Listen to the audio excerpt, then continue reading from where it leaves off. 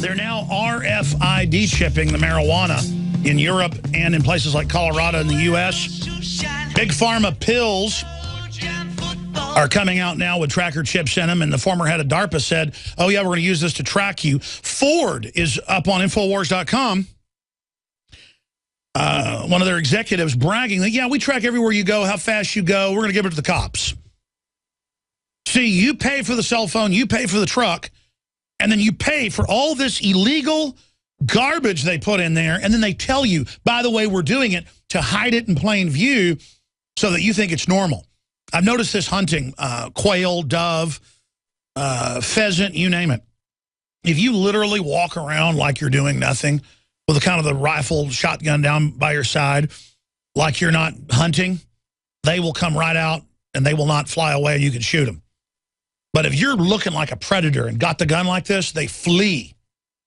And that's basically epigenetics, where they took 10 generations of chickens. I'm going to do a whole report on this.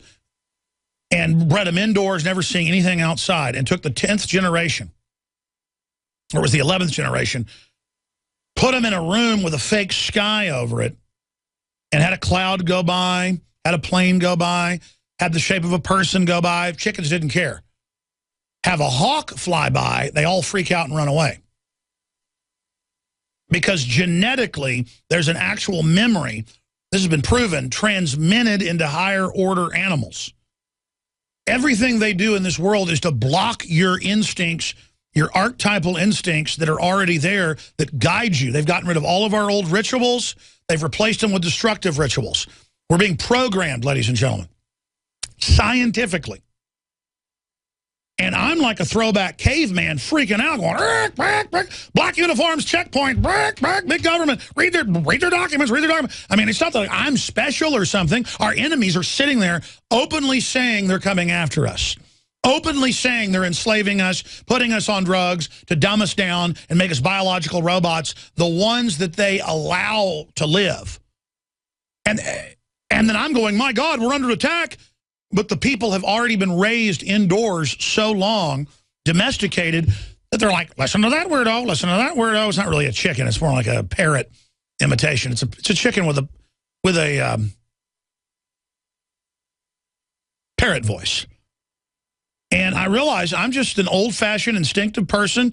Enemies openly announce they're drugging me and attacking us. I'm like, oh, well, you are the enemy. I will oppose you.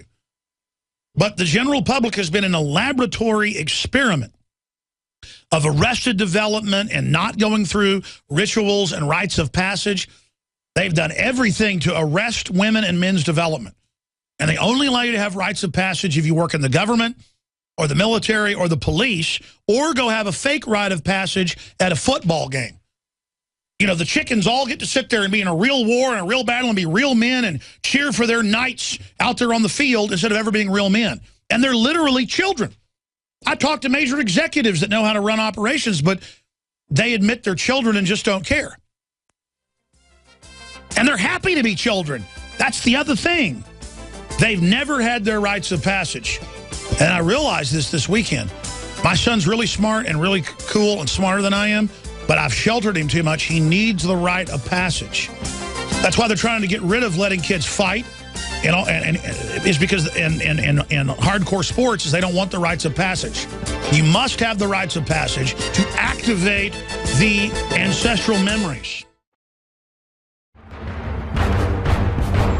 Ask yourselves, what are you doing in this time of great challenge? What are you doing to unlock minds?